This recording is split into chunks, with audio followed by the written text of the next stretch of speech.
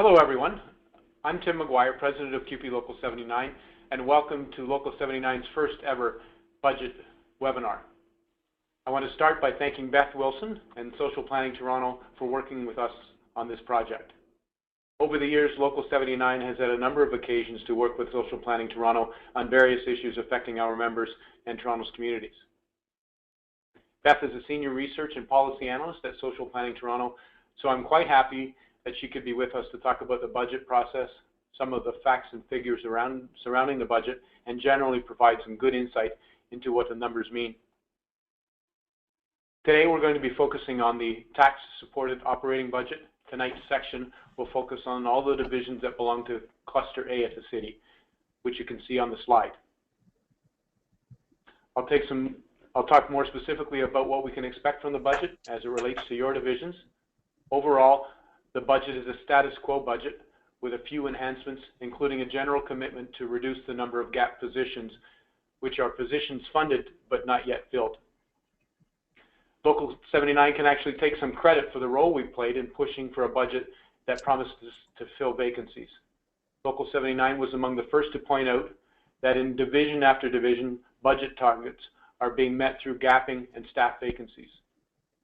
We were certainly the most vocal organization driving home the point that staff vacancies mean service cuts. I deputed at every single standing committee. The media then picked up the theme and councillors began to recognize the damage vacancies do to services we provide in their wards. The budget and its promise to fill vacancies reflects in part our push to make gapping an issue. That being said, there are some areas where council should be investing more than the recommended budget, and we'll return to this later. We need to keep up the pressure, and we will send an email after the webinar with some suggestions on how you can help. So we're going to start by talking a bit about what all the graphs and charts mean and how they affect your workplace and the services you provide. And now I'll turn it over to Beth Wilson, who will give you an overview of the budget as a whole before I talk more specifically about staffing levels, gapping, and the need to ensure vacancies get posted. At the end, we will have some time for questions and answers. Great, thanks Tim. Thanks for inviting me today, and I'm glad to join you and the members. I'm going to walk us through a few slides that give a sense of the overall budget. First, why the budget is important. And as city workers, you know the importance of the public services that you provide to people every day and how those services shape the quality of life of Toronto residents. Our public services are deeply valued. The city budget is really the place where the rubber hits the road, where council decides what the priorities are going to be and how to allocate our public funds. The city budget process is a participatory process, and I would really encourage you to get involved in the budget. So I'm going to go over a couple of slides about the money. So the first slide you see shows where the city's revenues come from. And sometimes when we think of the city budget, we think of property taxes. But property taxes actually only make up 39% of the revenues. Other revenue sources include provincial funds. They make up 19%, and much of that is provincially mandated programs. So if you think of public health, for example. User fees make up 17%, and that includes revenues from TTC fares, recreation fees, and a whole range of user fees. What I want to point out on this slide is that we're really not getting the contributions from federal, particularly, and provincial government as well in certain areas. They're not paying their fair share when it comes to affordable housing, to childcare, and to public transit. So what we want to see is the provincial and federal governments increasing their investment in these areas and making up a bigger piece of this pie. The last thing I want to say about this slide is the 9.598 billion figure. So that's the gross budget, and it includes all revenue sources and all expenditures, compared to the net budget, which is just about property taxes. So you might have heard the mayor say in the past that the city budget had been ballooning out of control, and the mayor would often refer to this $9 billion, $10 billion figure. That's the gross budget. And here's the important thing to know. If the federal and provincial governments actually paid their fair share, if they actually started to increase investment in areas like affordable housing, the gross budget would increase. It would get bigger, and that would really be a very good thing. But it would have no effect on property taxes, in fact, because that money would be coming from federal and provincial governments. So that's important to know, gross versus net.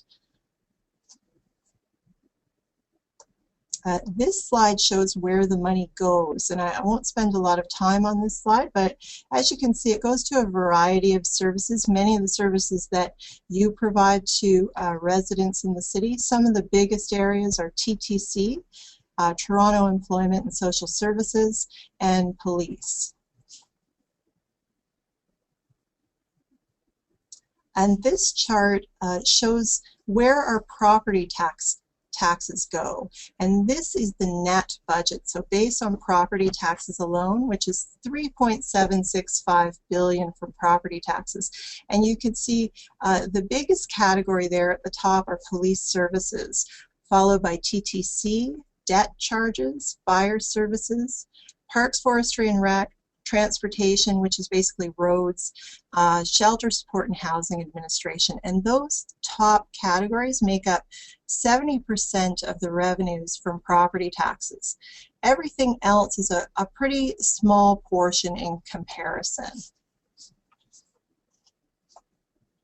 And this slide is interesting. It shows the net operating budget since amalgamation, so the budget that comes from property taxes. And there's two things I want to point out. One is that if you look at this slide, what you're seeing for most years is a gradual, modest increase over time, basically around the rate of inflation. So we're not seeing this huge ballooning budget when we look at the net operating budget.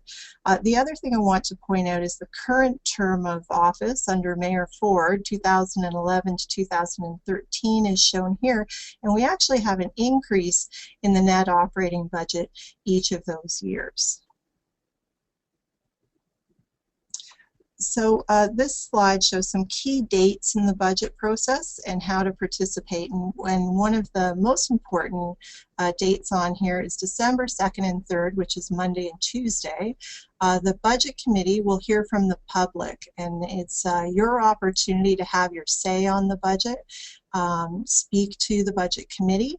So I would really encourage people to register to depute. You usually get about 3 minutes, and the meetings happen on December 2nd and 3rd, and they go throughout the day and into the evening as well. The other parts of the process, what will happen is the Budget Committee will review the staff recommended budgets, and then they'll make their own recommendations, and that will go to the Executive Committee on January 22nd. Then the Executive Committee makes its recommendations, and all of that goes to City Council. And City Council meets on January 29th and 30th, and that's where the final decisions on the budget get made. So nothing's final until we get to the end of January. Now, I want to spend this last bit of time talking about addressing some myths that are out there. And one of them is that you've probably heard is the mayor has said that he saved the city $1 billion. And it's a very compelling statement, $1 billion. And if you repeat it enough, it sounds true. But the numbers just don't add up. It's a bit of creative accounting here. The Toronto Star, Metro News, The Grid, and the Globe and Mail have all had a good look at these numbers and have come to the same conclusion that the claim is false and the numbers really don't add up. This slide shows some of that analysis, just a piece of it, talks about what's wrong with the claim. And so just briefly, the calculation doesn't include increased costs to residents, things like increased TTC fares or user fees. It counts things like the elimination of the vehicle registration tax as a savings, but it was a loss of revenue for the city, and then they had to figure out how to make up for that revenue with other taxes and other user fees. And there are also a number of savings figures that people have contested and said these are overestimations. So a number of problems when you look at that claim. And finally, the mayor's made a number of other claims as well that really don't hold up under scrutiny. I'm a pretty big fan of fact-checking, and I think when you look at the facts, they just don't support many of the statements here, and I think we need to have separate fact from fiction and have a good understanding of what's actually going on at City Hall, in the city budget process, and in our city. So this is part of the work we do, looking at these kinds of issues. So from there, I'll turn it back to Tim. Thank you for all that, Beth. So I'm going to talk about the state of services with respect to staffing levels before we turn to what's happening in some of the divisions. As you know, to effectively deliver services, the city needs appropriately staffed, and that's not happening right now. Every year since this administration was elected, there have been budget cuts, job cuts, as well as cuts to programs and services. Since 2010, there has been a reduction in full-time staff of 2,258. In 2012 alone, CUPE Local 79 saw 600 jobs lost. The year-over-year cuts to jobs through hiring freezes and contracting out mean you have to do more and more with less and less. You'll see here a chart of City of Toronto approved positions, just to highlight some of them. From 2011 to 2013, the average rate of staff vacancies was 4.2%. That's almost double the city's average official gapping rate of 2.4. The result is that as of June of this year, over 2,500 positions that Council had approved had not yet been filled. As of September of this year, to name a few areas, Children's Services had 214 vacancies, Long-Term Care and Homes had 288 vacancies, Park, Forestry and Recreation 274, and Public Health 224 vacancies. These are just a few of the examples of a pattern that ran right across the city. In September of this year, Local 79 exposed this year-in, year-out vacancy level issue and the impact these vacancies have on services at the service level reviews of all divisions and the Board of Health. Councillors and city staff appear to have heard what we were saying and have taken a few yet preliminary steps to address the problem. The staff recommended 2014 operating budget appears to be a status quo budget with some targeted enhancements in economic and development and culture for museums and in parks, forestry and recreation, with the addition of 16 new priority centers and 2 community centers opening in 2014 and 2015. In some divisions, flatline budgets mean a cut in service because of inflationary pressures. In other divisions, the enhancements are modest and not enough to make the investments needed. So what's happening in Cluster A? What can we expect in 2014? As is the case across the budget, the operating budgets for Cluster A divisions tend to settle for maintaining services from the 2013 budget rather than investing in new services to help the city or to make up for cuts. There are some service enhancements which are good, but across the board, this budget could do more for Toronto's communities. Over the next 2 months, Local 79 will be letting you know more about program and staffing changes as we get more details about the budget.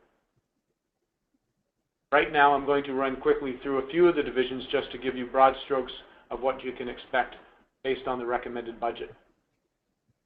If I don't mention your division specifically, or if you would like more information about your division, please check the members portal over the next week, as we will be posting a more comprehensive document for you to read. So here are some examples. In Children's Services, 19,000 children will remain on the waiting list for subsidized spaces. Even though a $20 million increase in funding from the province is now there is nothing in this budget that addresses that waiting list. This problem is made worse by the fact that Toronto continues to dip into its reserves to make up for an ongoing shortfall in provincial funding, and these reserves are set to run out in 2015. In economic development and culture, one area that is seeing some growth in the budget is museums. The excellent reputation of museums and galleries, among other important services in this division, has demonstrated the importance of investing in cultural development. As a result, the division will see an increase in 25 positions, 17 of which are permanent. These are part of a package of new and enhanced service recommendations to expand services at the Visitor and Information Centers, museums, and as a part of the Pan Am Showcase programs. In Parks, Forestry, and Recreation, there is a recommendation to basically maintain the status quo in most of its services with a few enhancements, although there are already some questions being raised about whether this budget provides the resources necessary to implement the Welcome Initiative, youth services, and other council priorities through the Recreation Services Plan. Nonetheless, 16 community centers will be added to the 23 priority centers. These centers will now be designated free program community centers and provide free programming in communities that are most in need, although this might not happen until later in the year than Council had requested. The good news is that in total there will be 125 new positions created by the recommended budget in CFR. This will largely come from the opening of the new Parkway Forest Community Center and the York Community Center. It is worth being somewhat cautious about these positions, however. Although the budget for 2014 includes 125 new positions, there are 134 approved positions left vacant in 2013. Here, as elsewhere, Local 79 will continue to push the divisions to fill vacant positions. In Shelter Support and Housing Administration, the city is failing to invest in resources to build up its own capacities. This despite the fact that the city run shelters, have an excellent reputation, and provide award-winning services. For example, the city manager announced a new 30-bed women's shelter to help relieve some of the pressure from increased demand. At this point, the city plans to provide that shelter as a purchased service. In other words, rather than providing the shelter in-house, they will contract it out to a community agency. The city also plans to purchase 172 flex beds, contracting them out to community agencies. It's important to say that Local 79 often works with our community partners in the not-for-profit sector to provide services in the community, but we remain concerned about the loss of transparency, the quality of service, and the public health dangers of contracting out shelter and other services. City-run shelters are best positioned to provide the highest quality services for Toronto's most vulnerable citizens, while also ensuring that staff are provided with high-quality jobs.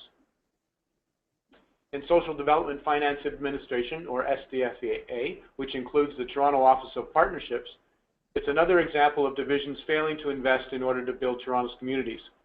We are still waiting for a number of important reports. For instance, the Quality Job Assessment Tool and the Toronto Newcomer Initiative are pending. What is clear from this budget is that the people in SDFA are not being provided the resources that they need to do their work. So, what can you do to help build a better budget for the city? After the webinar and on the members portal, you will find information about the number of ways you can participate in the budget process. You will hear soon from Local 79 about important ways that you can get mobilized to push for something more than simply a status quo budget, to push for a city that serves and enhances Toronto's communities. But the most important thing you can do is fill out our staffing and service level survey. It's on the members portal. It should take only about 5 minutes, but it's important that we hear your stories about staffing, the service, and the service levels. It is essential for Local 79 to hear your stories about how services are impacted and how staffing shortages impact you as a worker, so that we can advocate for a better budget. So in closing, I want to point out that even though this is a status quo budget, it is not a city building budget. It leaves us well behind where we should be. We have seen the cumulative impact that staffing gapping and budget squeezes have had on our ability to deliver services to Toronto's communities. Early results from our survey on staffing levels show that an overwhelming number of you feel that your job is harder and more stressful than it has been for 4 years. Than it was 4 years ago. At the same time, it is clear that CUPE Local 79 members think City Council should invest in the programs and services our communities need. and that council should take these needs into consideration before deciding what to do with the budget. To put it bluntly, we can be cautiously optimistic about this budget because at least some councillors are starting to recognize that there have been enough cuts and that the budget doesn't seek to cut the gap positions, but there are still lots more work to do. Local 79 will continue to urge the city to look closely at all the divisions where there have been extreme levels of gapping in the past and fill the vacant positions in order to deliver services. Local 79 will also closely monitor the 2014 operating budget process for potential cuts in jobs, services, and threats of contracting out. So, thank you for participating in Local 79's first budget webinar, and thanks again to Beth from Social Planning Toronto for helping us out understand the budget process better. Members will soon receive an email after the webinar with all the links to enable you to engage and contribute to the 2014 budget process. We'll be now happy to answer any questions you may have.